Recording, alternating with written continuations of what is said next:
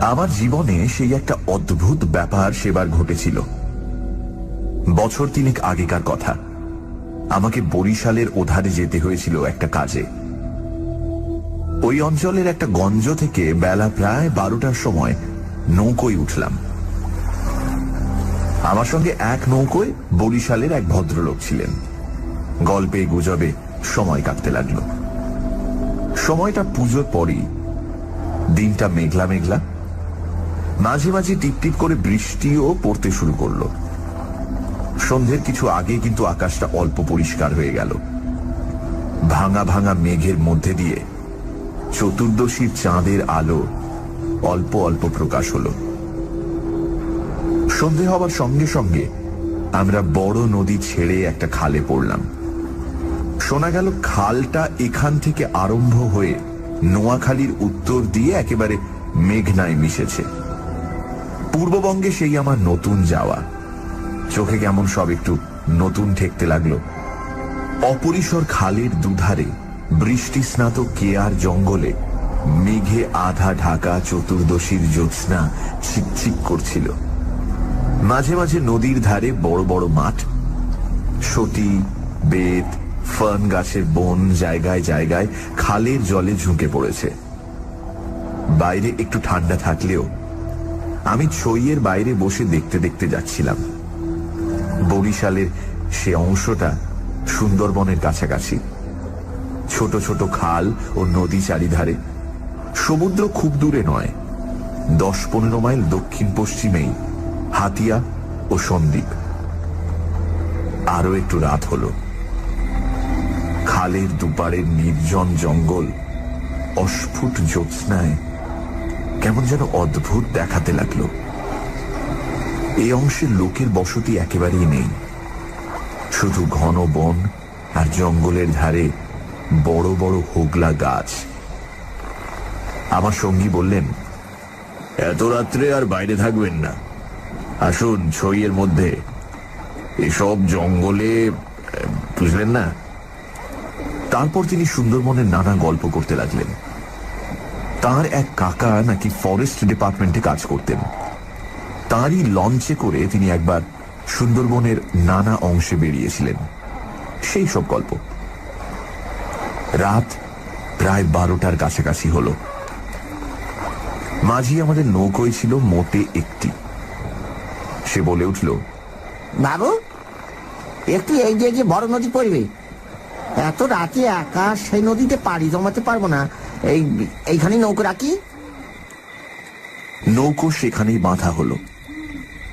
এদিকে বড় বড় গাছের আড়ালে চাঁদ অস্ত গেল। দেখলাম অপ্রশস্ত খালের দুধারেই অন্ধকারে ঢাকা ঘন জঙ্গল। চারিদিকে কোনো শব্দ নেই। পতঙ্গগুলো পর্যন্ত চুপ করেছে।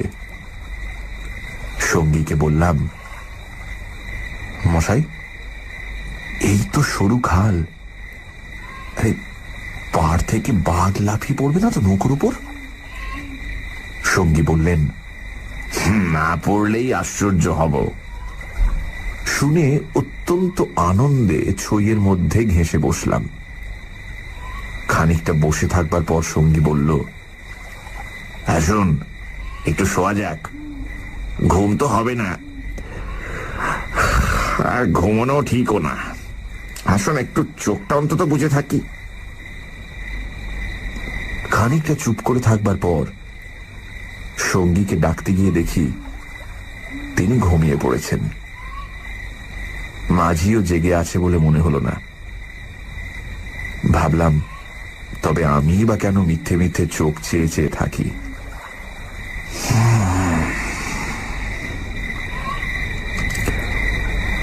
তারপর যা ঘটল সেটি আমার জীবনের এক অদ্ভুত অভিজ্ঞতা। শুতে যাচ্ছি, হঠাৎ আমার কানে গেল অন্ধকার ঘন ঝোপের ওপাশে অনেক দূরে গভীর জঙ্গলের মধ্যে কে যেন কোথায় গ্রামোফোন বাজাচ্ছে। তাড়াতাড়ি উঠে বসলাম। গ্রামোফোন? এই বনে এত রাতে গ্রামোফোন বাজাবে কে? কান পেতে শুনলাম গ্রামোফোন না, অন্ধকার হিজল হিমতাল গাছগুলো যেখানে খুব ঘন হয়ে আছে সেখান থেকে কারা যেন উচ্চ কণ্ঠে আর্ত করুণ সুরে কি যেন বলছে।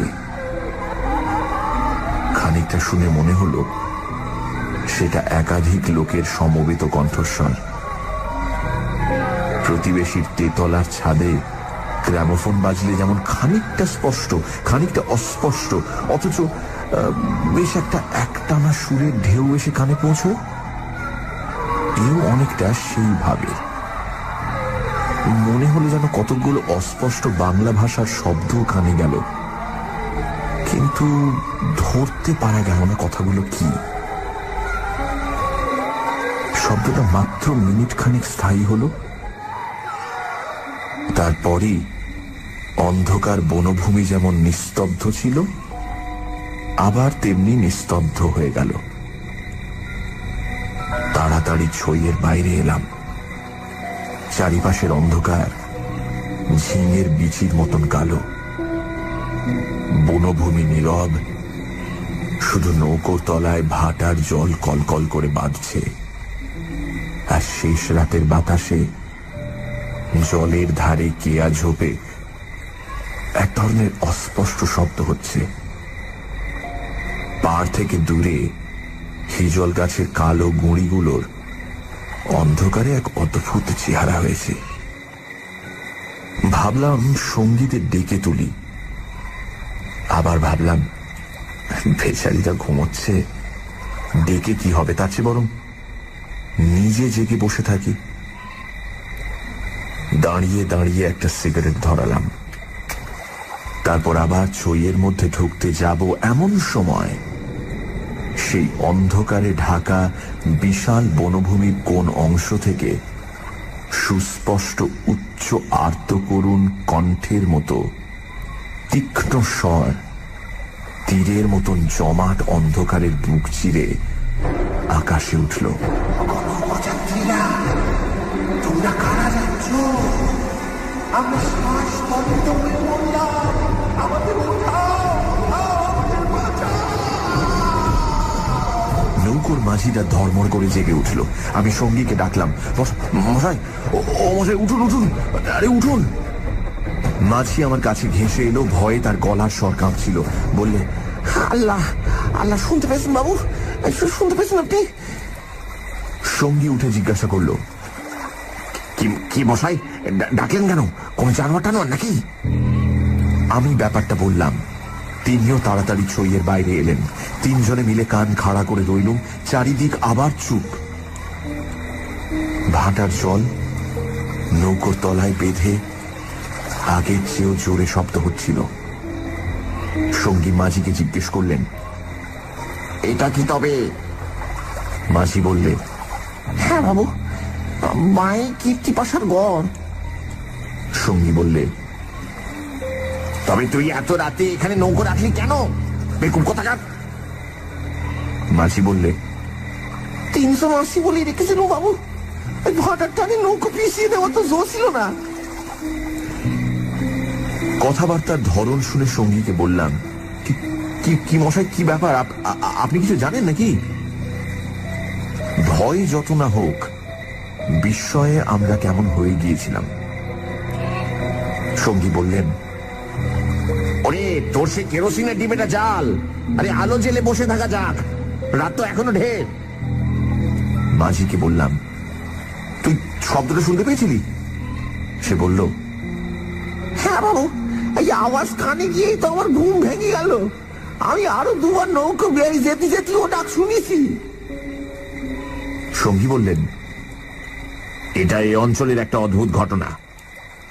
তবে এই জায়গাটা সুন্দরবনের সীমানায় বলে আর এই অঞ্চলে কোনো লোকালয় নেই বলে শুধু নৌকোর মাঝিদের কাছে এটা সুপরিচিত।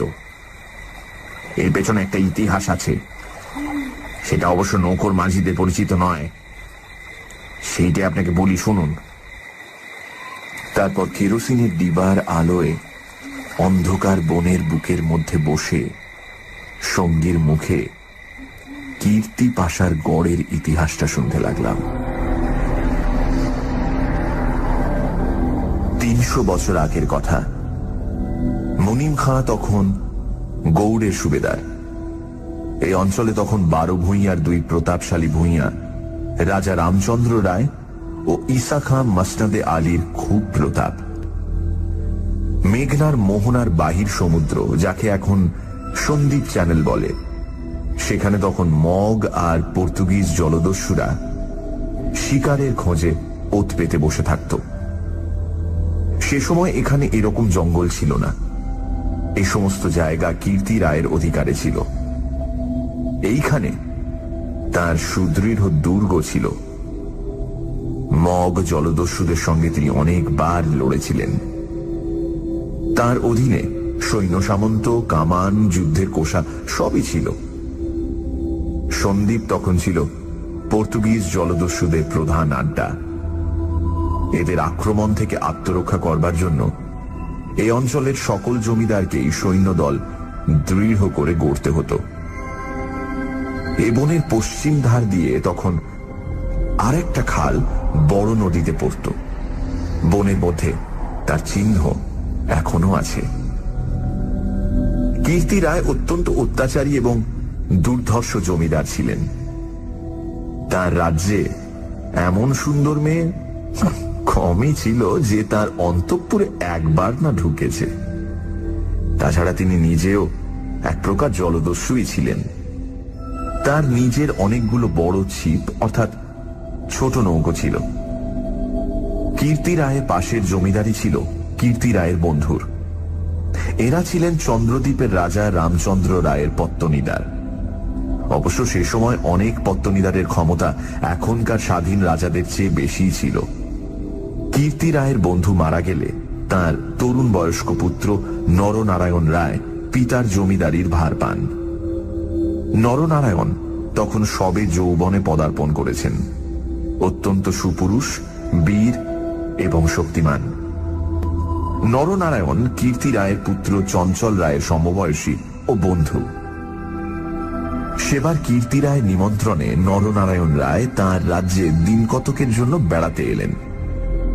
চঞ্চল রায়ের তরুণী পত্নী লক্ষ্মী দেবী স্বামীর বন্ধু নরনারায়ণকে দেওরের মতন স্নেহের চোখে দেখতে লাগলেন। 2-1 দিনের মধ্যেই কিন্তু সে স্নেহের চোটে নরনারায়ণকে বিব্রত হয়ে উঠতে হল। নরনারায়ণ রায় তরুণ বয়স্ক হলেও একটু গম্ভীর প্রকৃতির। বিদ্যুৎ চঞ্চলা তরুণী বন্ধু পত্নীর ব্যঙ্গ পরিহাসে গম্ভীর প্রকৃতি নরনারায়ণের মান বাঁচিয়ে চলা দুষ্কর হয়ে পড়ল। স্নান করে উঠেছেন, মাথার পাগড়ি খুঁজে পাওয়া যায় না। নানা জায়গায় খুঁজে হয়রান হয়ে তার আশা ছেড়ে দিয়ে বসে আছেন। হঠাৎ কখন নিজের বালিশ তুলতে গিয়ে দেখেন তার নিচেই পাগড়ি চাপা আছে, যদিও এর আগেও তিনি বালিশের নিচেই খুঁজেছেন। তার প্রিয় তলোয়ারটা দুপুর থেকে বিকেলের মধ্যে 5 বার হারিয়ে গেল। আবার 5 বারই সম্পূর্ণ অপ্রত্যাশিত জায়গা থেকে খুঁজে পাওয়া গেল। পানে এমন সব জিনিসের সমাবেশ হতে লাগলো যা কোনো কালেই পানের উপকরণ নয়। বন্ধু পত্নীর সঙ্গে কিছুতেই এঁটে উঠতে না পেরে অত্যাচার জর্জরিত নরনারায়ণ রায় ঠিক করলেন তার বন্ধুর স্ত্রীটি একটু ছিটগ্রস্ত। বন্ধুর দুর্দশায় চঞ্চল রায় মনে মনে খুশি হলেও বাইরে স্ত্রীকে বললেন, 2 দিনের জন্য এসেছে বেচারি, ওকে তুমি যে রকম বিব্রত করে তুলেছ ও আর কখনো এখানে আসবে না। দিন কয়েক এরকম কাটবার পর কীর্তি রায়ের আদেশে চঞ্চল রায়কে কি একটা কাজে হঠাৎ গৌড়ে যাত্রা করতে হলো। নরনারায়ণ রায়ও বন্ধুর স্ত্রী কখন যে কি করে বসে সেই ভয়ে কয়েকদিন কাটানোর পর নিজের বজরায় উঠে হাঁপ ছেড়ে বাঁচলেন। যাবার সময় লক্ষ্মী দেবী বলে দিলেন, এবার আবার যখন আসবে ভাই, এমন একটা বিশ্বাসী লোক সঙ্গে এনো যে রাত দিন তোমার জিনিসপত্র ঘরে বসে পাহারা দেবে, বুঝলে? নরনারায়ণ রায়ের বজরা রায়মঙ্গলের মোহনা ছাড়িয়ে যাবার একটু পরেই জলদস্যুদের দ্বারা আক্রান্ত হল। তখন দুপুরবেলা সমুদ্রের সেই অংশে এমন কোনো নৌকো ছিল না যারা সাহায্য করতে আসতে পারে। সেটা রায়মঙ্গল আর কালাবদর নদীর মুখ। সামনেই সমুদ্র। সন্দ্বীপ চ্যানেল জলদস্যুদের প্রধান ঘাঁটি। নরনারায়ণের বজ্রার রক্ষীরা কেউ হত হল, কেউ সাংঘাতিক জখম। নিজে নরনারায়ণ দস্যুদের আক্রমণ প্রতিহত করতে গিয়ে হাঁটুতে কিসের খোঁচা খেয়ে অজ্ঞান হয়ে পড়লেন। জ্ঞান হবার পর দেখতে পেলেন তিনি এক অন্ধকার জায়গায় শুয়ে আছেন। তার সামনে কি যেন একটা বড় নক্ষত্রের মতন জ্বলছে। খানিকক্ষণ জোরে চোখের পলক ফেলবার পর তিনি বুঝলেন যাকে তারা বলে মনে হয়েছিল তা আসলে একটি ছোট জানালা থেকে ঢুকে আসা বাইরের আলো। নরনারায়ণ দেখলেন তিনি একটি অন্ধকার ঘরের ভেজা মেঝের উপর শুয়ে আছেন। ঘরের দেয়ালের জায়গায় জায়গায় সবুজ শ্যাওলার দল গজিয়েছে। সানডে সাসপেন্স শুধুমাত্র radio Mirchi 98.3 FM A. It's hot. শুনছেন বিভূতিভূষণ বন্দ্যোপাধ্যায়ের লেখা অভিশপ্ত। গল্পের কথক সুন্দরবনের এক অঞ্চলে কাজে এসেছেন নৌকায় করে। রাতের দিকে জঙ্গলের মধ্যে নদীর পাড় থেকে শুনলেন অদ্ভুত কিছু শব্দ। কারা যেন চিৎকার করে কিছু বলছে।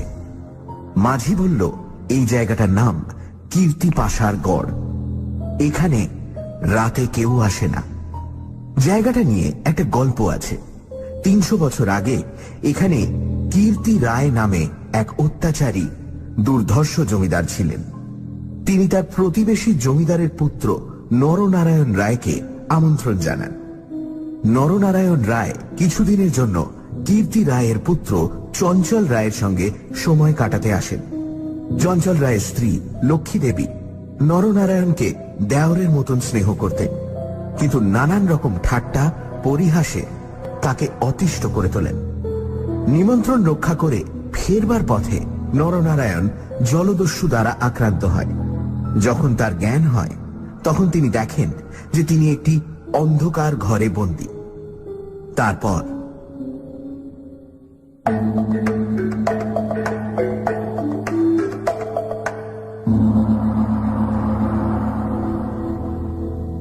আরো কদিন, আরো কটা রাত কেটে গেল। কেউ তার জন্য কোনো খাবার আনলো না। তিনি বুঝলেন যারা তাকে এখানে এনেছে তাকে না খেতে দিয়ে মেরে ফেলাই তাদের উদ্দেশ্য। মৃত্যু, সামনে নির্মম মৃত্যু।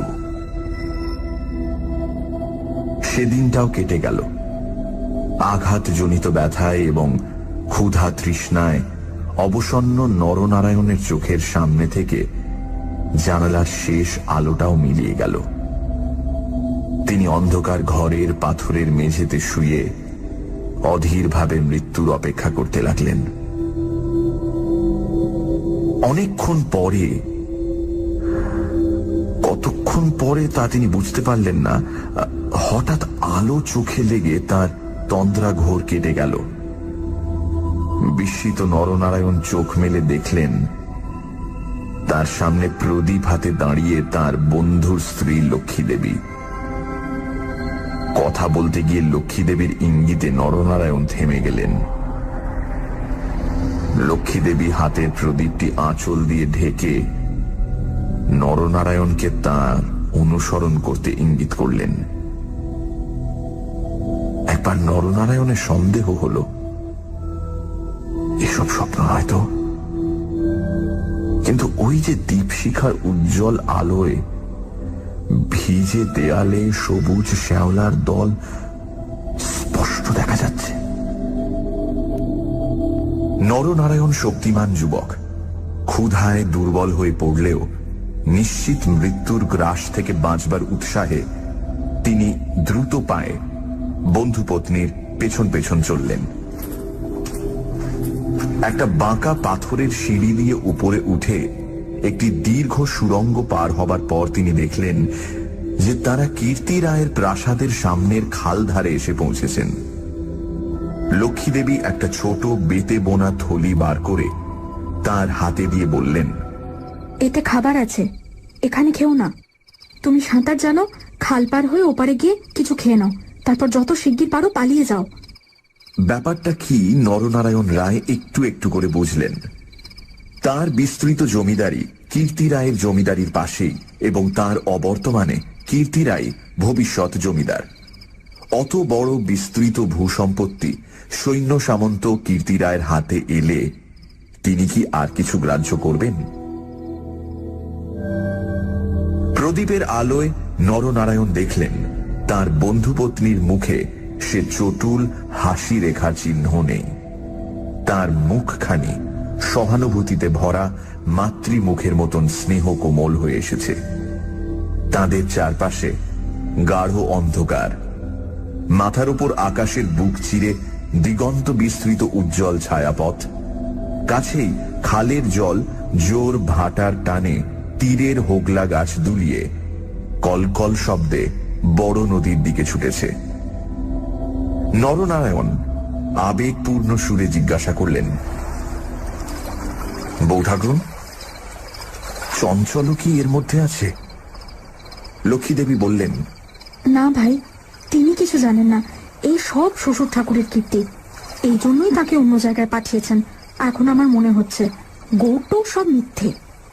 নরনারায়ণ দেখলেন লজ্জায় দুঃখে তার বন্ধুপত্নীর মুখ বিবর্ণ হয়ে উঠেছে। লক্ষ্মীদেবী আবার বললেন, আমি আজ জানতে পারি খিড়কিগড়ের পাইক সর্দার আমায় মা বলে। তাকে দিয়ে দুপুররাতে পাহারা সব সরিয়ে রেখে দিয়েছিলাম, তাই। নরনারায়ণ বললেন, বৌঠাকুরুন, আমার এক বোন ছেলেবেলায় মারা গিয়েছিল। তুমি আমার সেই বোন, আজ আবার ফিরে এলে। লক্ষ্মীদেবীর পদ্মের মতো মুখখানি চোখের জলে ভেসে গেল। একটু ইতস্তত করে বললেন, ভাই, বলতে সাহস পাই না, তবু একটা কথা বলছি, বোন বলে যদি রাখো। নরনারায়ণ জিজ্ঞাসা করলেন, কি কথা বৌঠাকুর? লক্ষ্মীদেবী বললেন, তুমি আমার কাছে বলে যাও ভাই যে শ্বশুর ঠাকুরের কোনো অনিষ্ট চিন্তা তুমি করবে না। নরনারায়ণ রায় একটুখানি কি যেন ভাবলেন, তারপর বললেন, তুমি আমার প্রাণ দিলে বৌঠাকুরুন, তোমার কাছে বলে যাচ্ছি, তুমি বেঁচে থাকতে আমি তোমার শ্বশুরের কোনো অনিষ্ট চিন্তা করব না।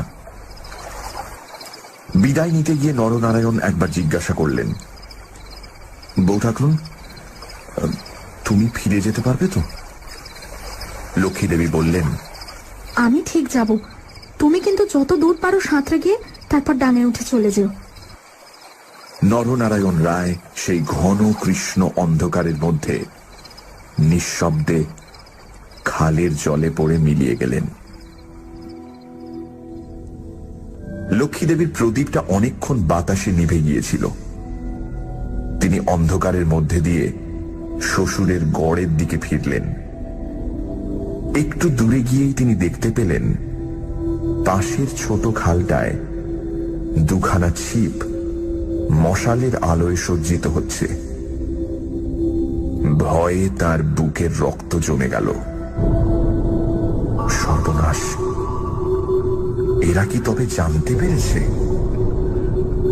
দ্রুত পায়ে অগ্রসর হয়ে গুপ্ত সুড়ঙ্গের মুখে এসে তিনি দেখলেন সুড়ঙ্গের পথ খোলাই আছে। তিনি তাড়াতাড়ি সুড়ঙ্গের মধ্যে ঢুকে পড়লেন। কীর্তি রায় বুঝতেন নিজের হাতের আঙুলও যদি বিষাক্ত হয়ে ওঠে তো তাকে কেটে ফেলাই সমস্ত শরীরের পক্ষে মঙ্গল। পরদিন আবার দিনের আলো ফুটে উঠল, কিন্তু লক্ষ্মী দেবীকে আর কোনো দিন কেউ দেখেনি। রাতের হিংস্র অন্ধকার তাকে গ্রাস করে ফেলেছিল।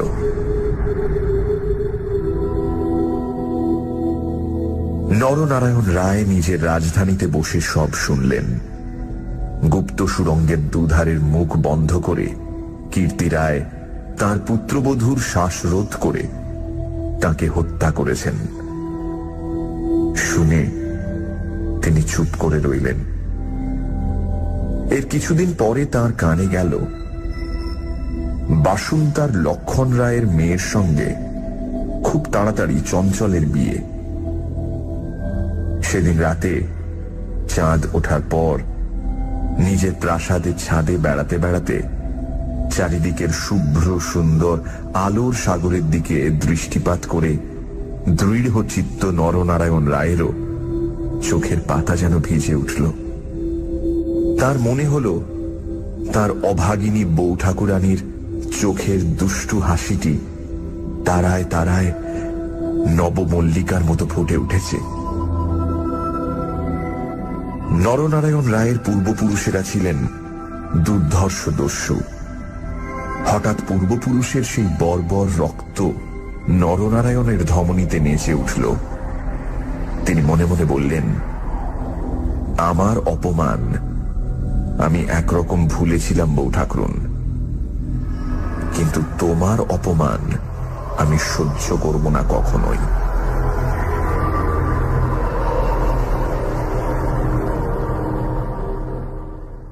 কিছুদিন কেটে গেল। তারপর একদিন এক শীতের ভোর রাতের কুয়াশা কেটে যাওয়ার সঙ্গে সঙ্গে দেখা গেল কীর্তি রায়ের গড়ের খালের মুখ ছিপে সুলুপে জাহাজে ভরে গিয়েছে। তোপের আওয়াজে কীর্তি রায়ের প্রাসাদ দুর্গের ভিত ঘন ঘন কেঁপে উঠতে লাগল। কীর্তি রায় শুনলেন আক্রমণকারী নরনারায়ণ রায়, সঙ্গে দুরন্ত পর্তুগিজ জলদস্যু সেবাস্টিও গঞ্জালেস। উভয়ের সম্মিলিত বহরের 40খানা কোষা খালের মুখে চড়াও হয়েছে। পুরো বহরের বাকি অংশ বাইরের নদীতে দাঁড়িয়ে। এই আক্রমণের জন্য কীর্তি রায় আগে থেকে প্রস্তুত ছিলেন। কেবল প্রস্তুত ছিলেন না, নরনারায়ণের সঙ্গে গঞ্জালেসের যোগদানের জন্য। এই কীর্তি রায়ের কাছে সম্পূর্ণ অপ্রত্যাশিত ঘটনা। তাহলেও কীর্তি রায়ের গড় থেকেও তোপ চলল। গঞ্জালেস সুদক্ষ নৌবীর। তার পরিচালনে 10খানা সুলুপ চড়া ঘুরে গড়ের পাশের ছোট খালে ঢুকতে গিয়ে কীর্তি রায়ের নৌবাহিনীর এক অংশ দ্বারা বাধা প্রাপ্ত হল।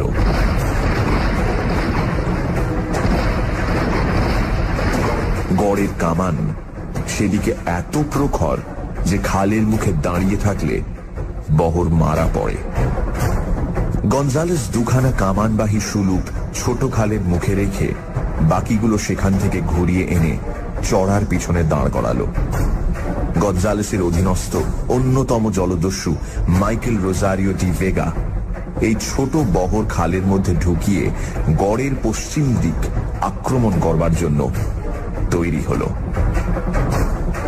অতর্কিত আক্রমণে কীর্তি রায়ের নৌবাহিনী শত্রু বহর দ্বারা ছিপিয়াঁটা বোতলের মতন খালের মধ্যেই আটকে গেল।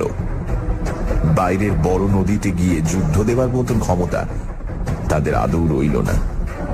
তবুও তাদের বিক্রমে রোজারিও অনেকক্ষণ পর্যন্ত কিছু করে উঠতে পারলেন না।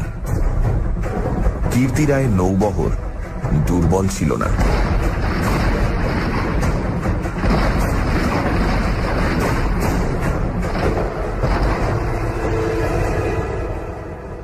বিকেলের দিকে রোজারিওর কামানের মুখে গড়ের পশ্চিম দিকটা একেবারে হুমড়ি খেয়ে পড়ে গেল।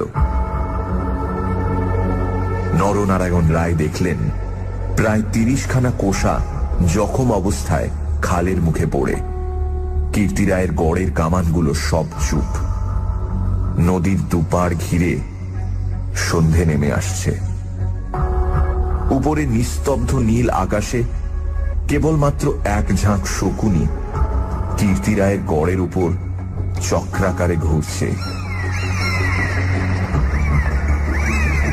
হঠাৎ নরনারায়ণ রায়ের চোখের সামনে বন্ধু পত্নীর কাতর মিনতিপূর্ণ সেই চোখ দুটি মনে পড়ল। তীব্র অনুশোচনায় তার মন তখনই ভরে উঠল। তিনি করেছেন কি? এই রকম করে কি তিনি তার স্নেহময়ী প্রাণদাত্রীর শেষ অনুরোধ রাখতে এসেছেন? নরনারায়ণ রায় হুকুম জারি করলেন, কীর্তি রায়ের পরিবারের এক প্রাণীরও যেন প্রাণহানি না হয়। একটু পরেই সংবাদ এলো গড়ের মধ্যে কেউ নেই। নরনারায়ণ রায় বিস্মিত হলেন। তিনি তক্ষুনি নিজে গড়ের মধ্যে ঢুকলেন। তিনি এবং গঞ্জালেস গড়ের সমস্ত অংশ তন্ন তন্ন করে খুঁজলেন। দেখলেন সত্যি কেউ নেই।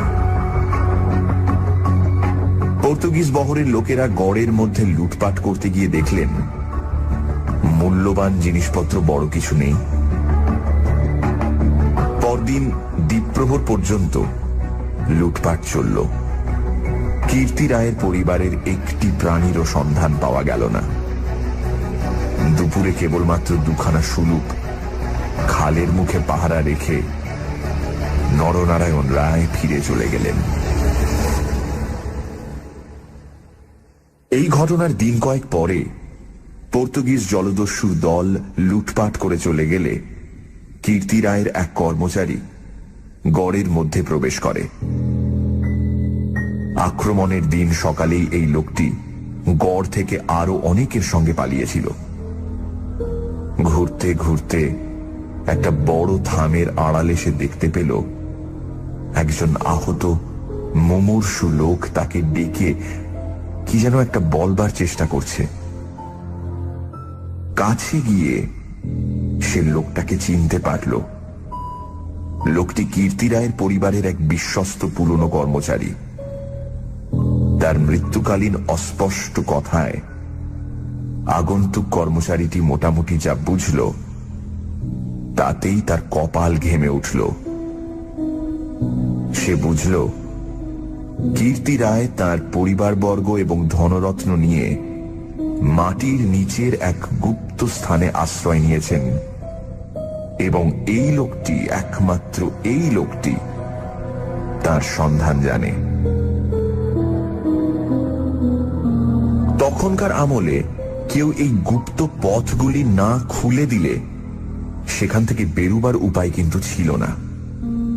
কোথায় সে মাটির নিচে ঘর তা স্পষ্ট করে বলবার আগেই আহত লোকটি মারা গেল। বহু অনুসন্ধানেও গড়ের কোন অংশে সে গুপ্ত গৃহ ছিল সেটার কেউই সন্ধান দিতে পারল না। ওই ছোট খালটা প্রকৃতপক্ষে সন্দীপ চ্যানেলেরই একটা খাড়ি। খাড়ির ধার থেকে একটুখানি গেলে গভীর অরণ্যের ভেতর কীর্তি রায়ের গড়ের বিশাল ধ্বংসস্তূপ এখনো বর্তমান আছে, দেখা যাবে। বহুদিন থেকে এখানে একটা অদ্ভুত ব্যাপার ঘটে থাকে।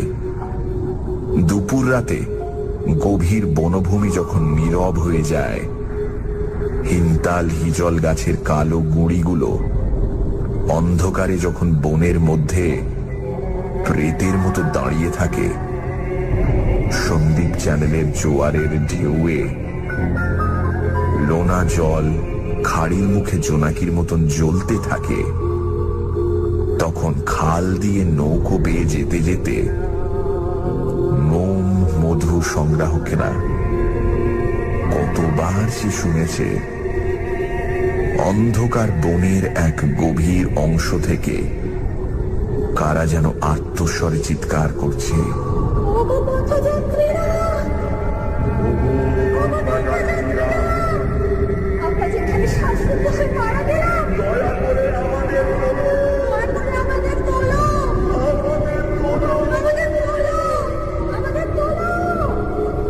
ভয়ে বেশি রাতে এ পথে কেউ নৌকা বাইতে চায় না।